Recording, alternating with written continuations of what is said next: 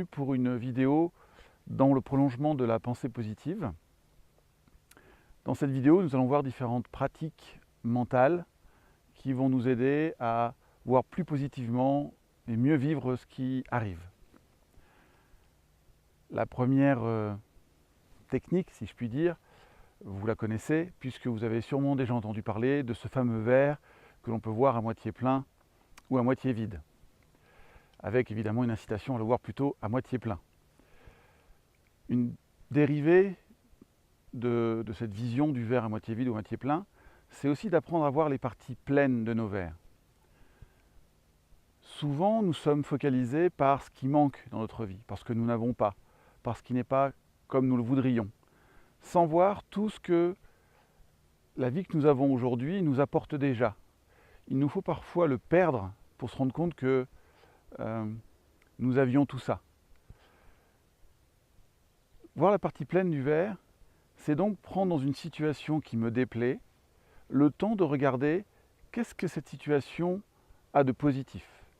Par exemple, imaginons que j'ai un manager qui soit très absent, qui me laisse me débrouiller souvent tout seul. Je peux peut-être me rendre compte que cette situation me permet de faire les choses comme j'en ai envie, nourrit mon besoin de liberté, d'autonomie. Et donc ça, c'est la partie pleine du verre. Une fois que vous avez fait ce travail de regarder la partie pleine et la partie vide du verre, vous pouvez aussi imaginer la partie positive ou négative, la partie pleine ou la partie vide, comme une balance. Et regardez comment se fait l'équilibre. Est-ce qu'il est plutôt du côté positif, plutôt du côté négatif?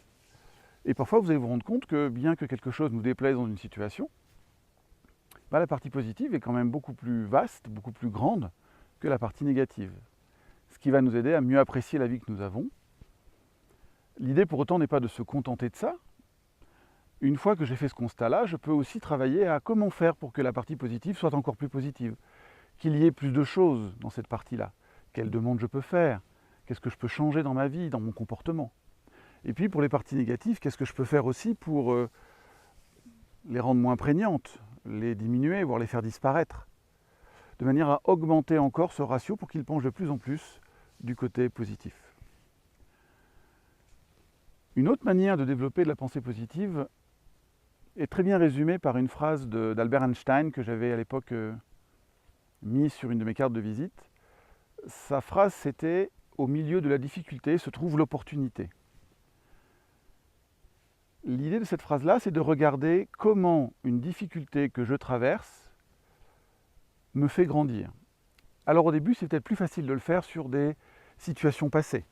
Vous vous rendez compte par exemple que le fait d'avoir été licencié de telle entreprise vous a forcé à vous former, à développer de nouvelles capacités qui vous permettent aujourd'hui d'avoir un autre travail. C'est peut-être se rendre compte que cette relation amoureuse à laquelle je me suis accroché, peut-être dans laquelle j'ai souffert, une fois que j'ai réussi à la lâcher, elle m'a permis de rencontrer quelqu'un d'autre avec lequel aujourd'hui les choses vont beaucoup mieux.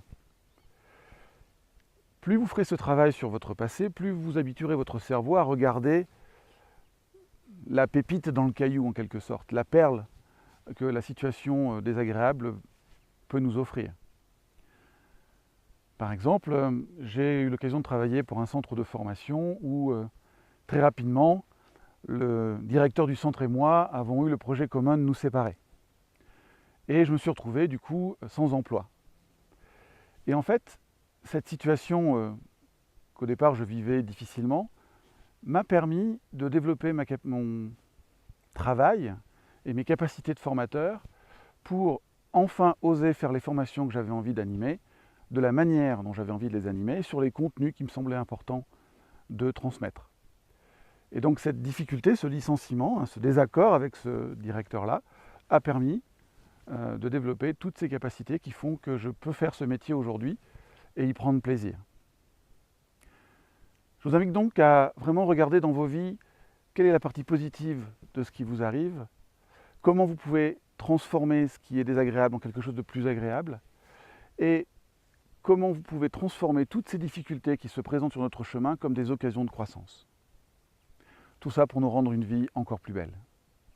Je vous remercie, à très bientôt. Au revoir.